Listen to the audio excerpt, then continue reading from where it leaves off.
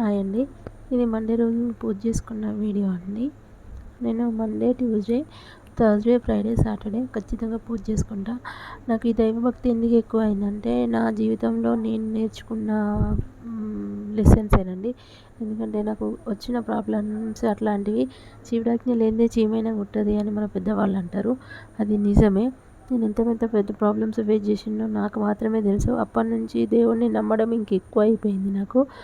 అయితే ఇది తెలవని వాళ్ళ కోసమని నాకు తెలిసిన పెద్దవాళ్ళు ఏం చెప్పారంటే, ఓం నమ శివాయ అనుకుంటూ మన తులసికోటలో ఉండే శివలింగానికి 11 సార్లు నీళ్ళతోని అభిషేకం చేసుకోవాలి.